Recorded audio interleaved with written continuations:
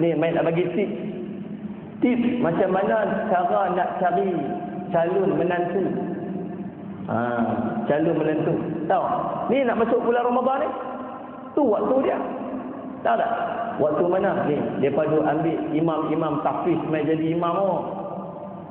Tuan-tuan, tu imam-imam tahfiz tu semua tak kahwin lagi tu. Tahu tak? Hari ni pergi mayang masjid ni, esok mayang masjid pula, lusa mayang sambil pergi sembahyang tarawih sambil cari calon menantu.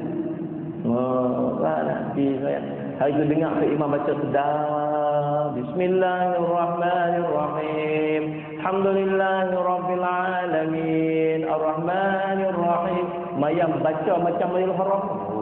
Abang kat abang kita, abang pergi tengok tu imam tu macam mana. Okey tak okey? Dia pun pergi sembahyang belakang sambil duduk sembahyang sambil duduk jenuh muka tu imam. Habis-habis lepas sembahyang apa semua timbang lah. Anak ni duduk mana tak tahu. Duduk oh ya kan. Duduk kerja lah kan. Habis dah itu habis dah 30 juzuk. Ni duduk buat duduk mengajak lah sambil duduk mengajak kafar apa semua. Oh alhamdulillah. Tak apa. Ni nanti mailah rumah Pak Long ni. Esok kan lusa kan 88 mailah rumah. Macam tu cara dia tuan-tuan. Subhanallah tu.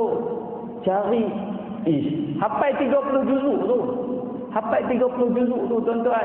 Kalau Quran 30 juzuk dia boleh jaga. Anak kita dia boleh jaga tak? InsyaAllah. Fiqh tak ada masalah. Alim tak ada masalah. Hubungan dengan Allah tak ada masalah. Qiyamul lail tak ada masalah. Tak payah risau lah. Serah lah.